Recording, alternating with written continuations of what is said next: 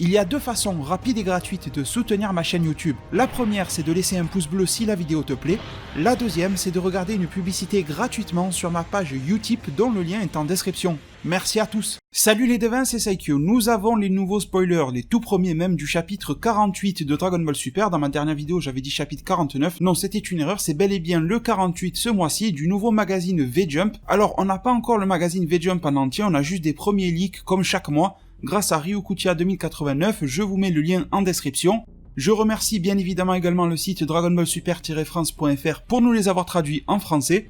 Et du coup, les informations que nous avons aujourd'hui, ce sont donc les premières impressions de ce fameux Ryukutia, qui est un gars japonais qui, je ne sais comment, arrive à mettre la main chaque mois sur le magazine V-Jump en avance, donc il a pu lire le chapitre. Comme chaque mois, je vais pas tout répéter, mais sachez en tout cas que ce mec-là livre simplement ses impressions et qu'il a une manière de parler et de s'exprimer bien particulière, bien à lui. Il a une manière d'enjoliver les choses, on dirait qu'il fait limite de la poésie quand il raconte un chapitre. Donc, on va essayer d'y voir clair au travers de ce qu'il nous dit. Je commence la citation, il commence à s'étonner par le cas de Boo, il se demande « quoi Boo, qu'arrive-t-il à Boo ?» Et il dit ensuite, et si on s'en réfère au titre du prochain chapitre, l'arc de la patrouille galactique pourrait être bien plus court que ce que l'on ne pense. 3 petits points, à moins que ce soit l'option 2, 3 petits points, qui serait en fait le véritable méchant. Alors c'est un peu étrange parce que c'est un résumé du chapitre qui au final est plus annonciateur du prochain, le 49, que révélateur du 48. Concernant le 48, ce que l'on en sait, c'est ce fameux Boo. Ça veut pas dire grand chose, simplement qu'il va arriver quelque chose à Boo. C'est très ouvert en fait en termes de possibilités, ça peut être un Boo qui continue de manière majestueuse à fracasser du Moro, comme ça peut être un Boo qui évolue d'une certaine manière, comme ça peut être un Boo à qui va arriver un contre-coup et Moro va reprendre le dessus. Difficile à dire, mais ce fameux Ryukutia ayant le chapitre et ayant sûrement la preview du prochain, vous savez c'est toujours écrit sur le côté d'un chapitre en vertical, le titre ou une petite phrase de teasing du prochain chapitre, donc c'est ça qu'il a entre les mains. Et selon lui, cette phrase d'accroche ou ce titre du prochain chapitre annoncerait une fin d'arc prochaine, sauf si l'arc nous réserve un gros retournement de situation. Donc la conclusion de ce Ryukutia, c'est que soit Moro sera fini très rapidement, par un Majin Buu, par une évolution de Goku peut-être, enfin on ne sait pas, mais peu importe, il semble que Moro soit réellement au plus près du gouffre et qu'il va finir par y tomber très rapidement. La deuxième chose que je constate, c'est que ce fameux Ryukutia pense que dans tous les cas, eh bien Moro sera vaincu en fait très rapidement d'ici 1 ou 2 chapitres, et à la manière dont je comprends et je lis ses impressions, il ne pense pas que le retournement de situation dont il parle pour que l'arc puisse se prolonger plus que nos attentes, eh bien ne peut pas être un nouveau power-up ou remise en avant de Moro. Alors bien évidemment, je préfère vous le dire, ça n'engage que ce fameux Ryukutia et nous verrons bien, une fois que nous aurons le chapitre dans les mains, car ce fameux Ryukutia peut très bien faire une erreur d'analyse ou de jugement, donc faut pas se focaliser à 100% sur ça, c'est juste une indication, un tout premier spoiler, mais l'indication qu'il nous donne, c'est que cet arc-là semble pouvoir se terminer très rapidement, que la menace Moro semble inévitablement être résolue très rapidement, et la seule chose qui pourrait faire alors poursuivre l'arc plus longuement, ça ne serait pas l'option d'un Moro qui revient sur le devant de la scène, mais l'option d'un autre personnage qui se révélerait comme étant le grand méchant. Et là, j'ai 2 choses à vous dire. La première, c'est que le fait que quelqu'un se révèle comme étant le grand méchant, on y avait tous plus ou moins pensé dès le début de l'arc en voyant Mérus. D'ailleurs, je vous rappelle même que ce fameux Mérus, c'est même le premier personnage à avoir lancé l'arc d'une certaine manière et à avoir approché Goku et Vegeta d'une drôle de manière. Et c'est un type d'histoire assez classique, quand vous regardez une série, un film, n'importe quoi, que ça soit la première personne que l'on voit, que l'on croit gentil ou autre, qui se révèle être le méchant. Ça serait classique, mais vraiment. Mais surtout, pourquoi est-ce que je pense à Mérus? C'est pas juste parce qu'on a tous théorisé là-dessus. C'est aussi et surtout à la manière d'écrire de Ryukutia. Il nous dit, à moins que ça soit l'option 2, 3 petits points, donc sous-entendant quelqu'un, qui est en fait le véritable méchant. Je ne pense pas que Ryukutia pourrait formuler sa phrase comme ça, si le véritable méchant était un personnage qui nous est inconnu. Je vous donne un exemple, imaginez que Moro a un allié dont on n'a jamais entendu parler, et qu'il se révèle au grand jour. Ryukutia ne pourrait tout simplement pas dire, à moins que ce soit l'option 2, parce que là il en parle comme si on le connaît déjà le personnage. Et donc dans les personnages que l'on connaît déjà, il y avait les frères Macaroni ou je sais plus quoi, mais eux c'est de l'histoire ancienne, il y a Cranberry, mais sincèrement je vois pas réellement comment Cranberry pourrait être quelqu'un d'important, c'est un ancien soldat de l'armée de Freezer, ils sont jamais très puissants. Par contre, Cranberry, faut bien évidemment le surveiller, étant donné que là, on a un Moro qui est en train de se battre, etc. Goku, Vegeta qui sont occupés, les Namek qui sont décimés. On a un Cranberry qui est mis sur le côté et oublié, et qui, lui, est capable de rassembler les Dragon Ball.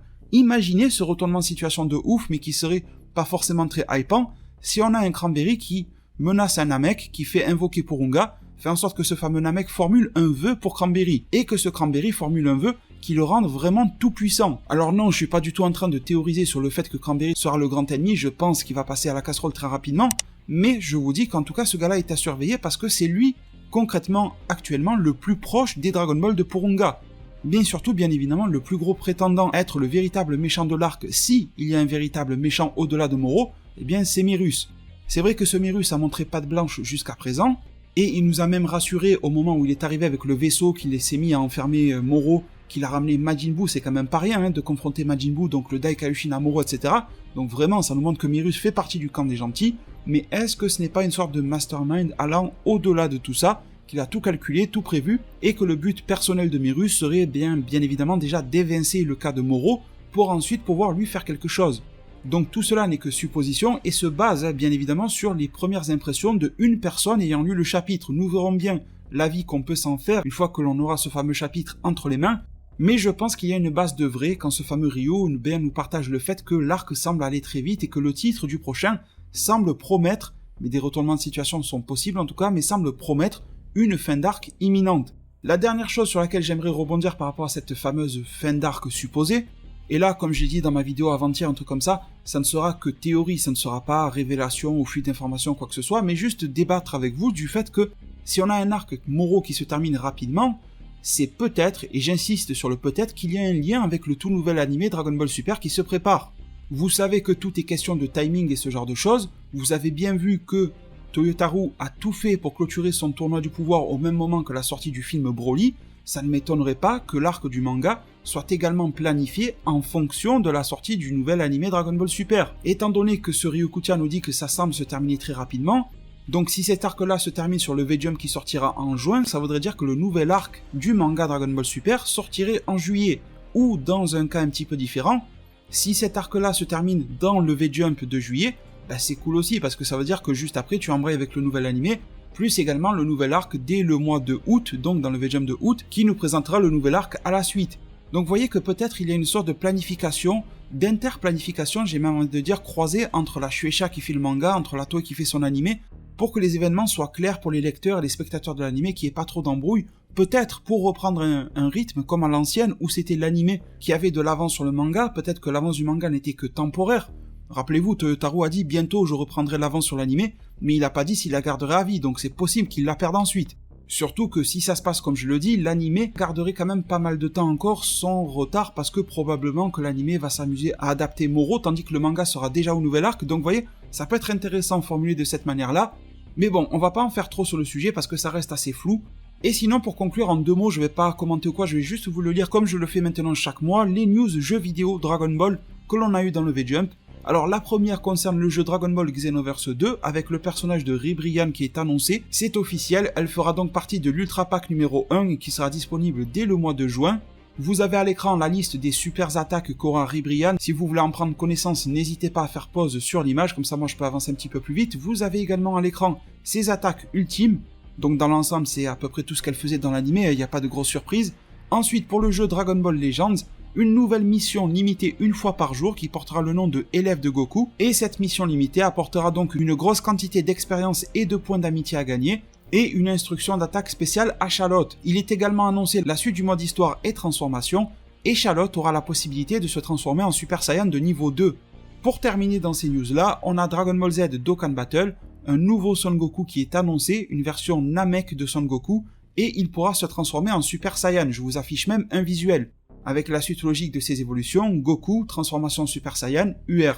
Du coup les deux, voilà, vous êtes informés pour tout ce que l'on a pour le moment concernant le V-Jump. Il se peut qu'il y ait d'autres trucs qui popent un petit peu concernant ce V-Jump. Bien évidemment, la chose majeure que l'on attend, c'est le chapitre complet, numéro 48, afin que chacun d'entre vous et moi-même puisse se faire notre propre avis. Comptez sur moi pour vous en reparler s'il y a d'autres spoilers qui arrivent avant la sortie du chapitre. Bien évidemment, dès que le chapitre sort, on s'en parle aussi pour la review. En attendant, je vous remercie énormément pour tout votre soutien. La page Utip si vous voulez me soutenir gratuitement est en description. Le pouce bleu aussi si la vidéo vous a plu. Merci infiniment à tous. Prenez tous extrêmement bien soin de votre futur et à plus pour de prochains arts divinatoires.